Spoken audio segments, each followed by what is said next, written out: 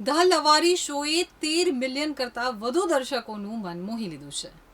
2011માં શોખિયાત તરીકે શરૂ થયેલી એક યાત્રા આજે એક વૈશ્વિક સાંસ્કૃતિક આંદોલનમાં પરિવર્તિત થઈ ચૂકી છે.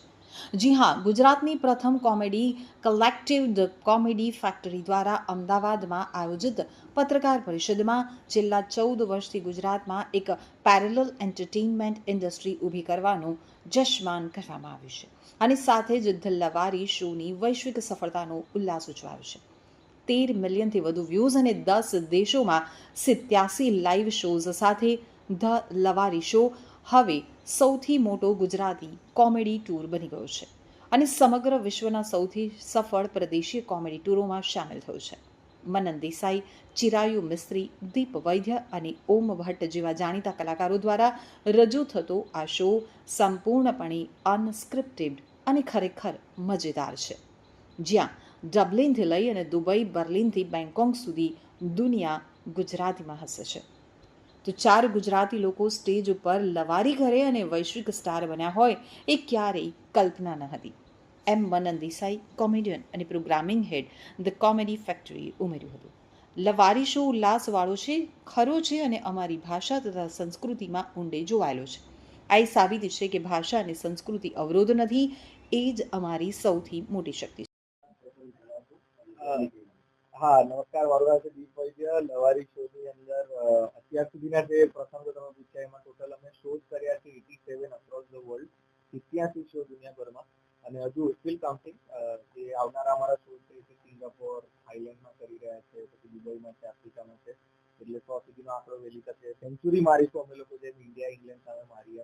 અને સાથે આની અંદર અમે લોકો અત્યાર સુધી ટિકિટો 45,000થી વધારે ટિકિટ અમે ઓલરેડી સેલ કરી છે. અને આટલા બધા દેશોમાં અલગ અલગ ગુજરાતીઓને મળ્યા છે. ફીજીના ગુજરાતીથી લઈને મારા ઘરની બાજુમાં રહેતા મારા પાડોશી એ પણ જોવા આવ્યા હતા શો. એટલે ત્યાં સુધીના બધા અલગ અલગ જાતના ગુજરાતીઓ મને લોકો મળ્યા અને બહુ જ મજા આવી છે આ શોમાં. મેમ આવ્યા છે, દર્શન જેવા બહુ બધા સેલિબ્રિટી અને લાઈક ફેમસ લોકો આવ્યા છે. અને હજી સુધી અમે 55 એપિસોડ કાઢ્યા છે યુટ્યુબ પર, જેના ટોટલ સ્ટેજ 130 મિલિયનથી પણ વધારે વ્યૂઝ થયા છે. એટલે સારું ચાલે છે. કેવો અનુભવ રહેશે આજે જ્યારે તમે કરતા હો છો લાઈવ કોમેડી સાથે એક સાથે અલગ ત્યારે જે આટલું જે સ્ક્રીન પર જે તમારું જે લાઈવ પરફોર્મન્સ આવે કેવો અનુભવ જોડે કરવાની એક બહુ મજા આવે, કારણ કે આ જે મારી બાજુમાં બેઠો છે ને ક્યારે પણ કંઈક નવું કર્યું, અને એમાં છે ને હું જયારે સ્ટેજ પર મને હસવું આવી જાય છે ને તો અમુક વાર મારા મોઢાથી થૂક નીકળી જાય થાકે, અને એ થઈ જ પડે. તો એ જોઈને મને પોતાનું વધારે હસવું આવે. એટલે એ બધું નવું નવું થયા કરતું હોય કે ઓડિયન્સને તો મજા આવે, પણ અમને અંદર અંદર કરવાની પણ બહુ મજા આવતી હોય. ઘણી વાર તમે વિચારે છે કે ત્યાં કોમેડી કરી છે, ત્યાં સમય જતા કંઈક નવું કરવાનું બનતું હતું, એવા સમયમાં તમારો કેવો અનુભવ? એ ઘણી વખત ઓન ધ સ્પોટ અમુક મગજમાં આવી કઈ બોલ્યું કે પછી એ દિવસે કઈક એવી ઘટના થઈ જેના લીધે આવી ગયું, પછી એ અગર ચાલી જાય 3-4 દિવસ સુધી તો હું એ ઉઠાઈને સીધું સ્ક્રિપ્ટમાં નાખી દઉં. હા, આખી જિંદગી એ જ થાય.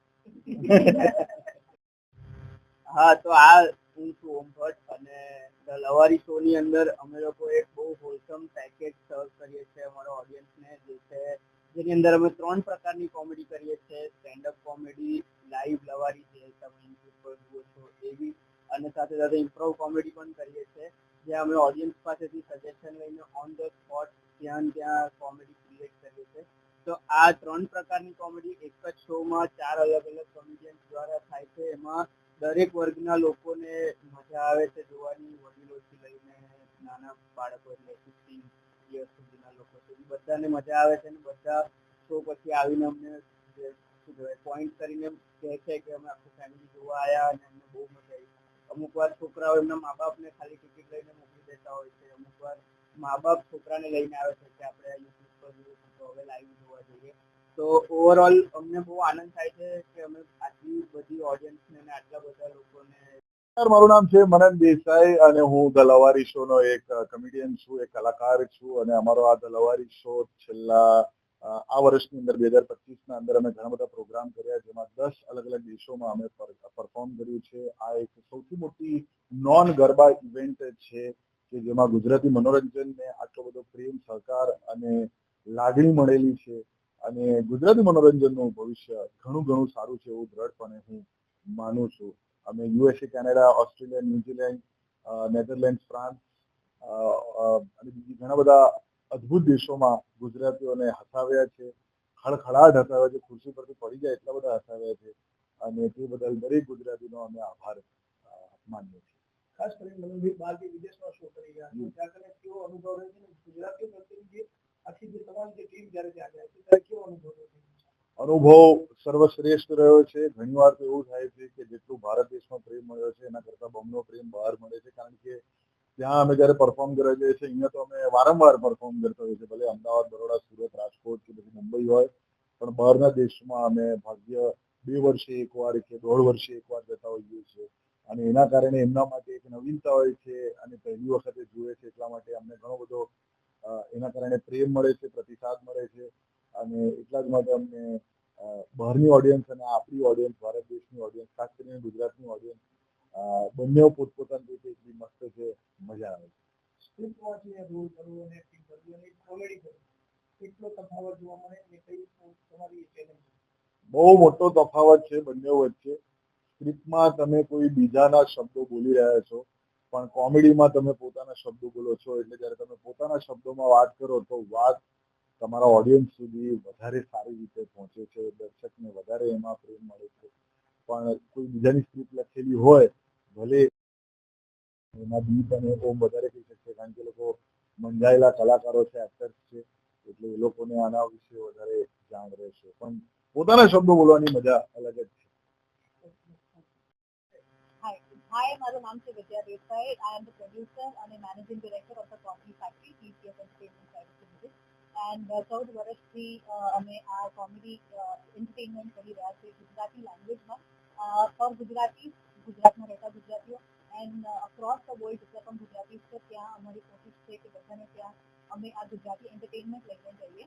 એન્ડ 14 વર્ષથી સ્ટેન્ડઅપ કોમેડી, ઇમ્પ્રોવ કોમેડી એન્ડ લવારી જેવું એક નવું આઈપી અમે ઇન્ટ્રોડ્યુસ કર્યું છે. તો વિથ જેટલા પણ ઇન્ડસ્ટ્રીના લોકો છે, ગુજરાતી લોકો છે જે લોકોએ વધારે પોતપોતાના ફિલ્ડમાં સક્સેસ મેળવ્યું છે એમની સાથે અમે લોકો લવારી કરીએ છીએ.